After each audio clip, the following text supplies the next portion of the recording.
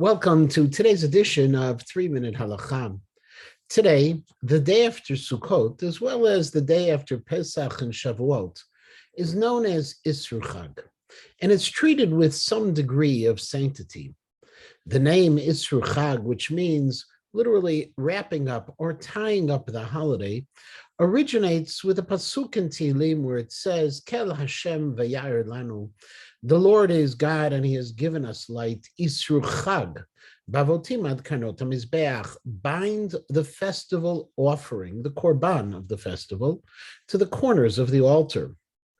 On Isru Chag, Tachnun is not recited, and the Magen Avraham notes in Siman Taf Chafhei If Katan Chet that it's also forbidden to fast on Isru Chag. Many, especially among Hasidim and Sfaradim, have the custom to continue to wear their Yom Tov clothes on Isru Chag. In fact, there were communities in the past that treated Isru Chag almost like Chol Hamoed, with a special festive meal, as the Raman notes in Siman Tav Chavtet Seif Bet. And in fact, Chazal teach that one who honors Isru Chag by eating and drinking in a festive manner is considered to have built a mizbeach, an altar, and offered a korban.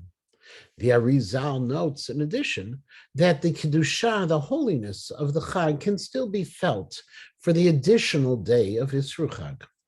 Isru Chag, therefore, is viewed as a day that bridges the sanctity of the holiday that just passed with the return to our regular routine of the days that follow.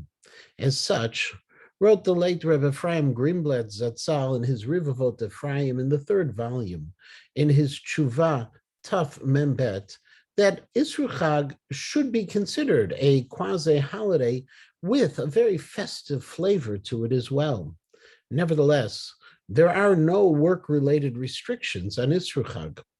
Most interestingly, the Stei Chemed in Aleph 154 writes that actually the Jews of Eretz Yisrael were concerned that non-Jews believed that the Jewish people were a divided nation because those living in Eretz Yisrael observed only one day of Yom Tov, while those who lived in the diaspora observed 2 days of Yom Tov, and therefore our Yom Tov extends one day beyond theirs.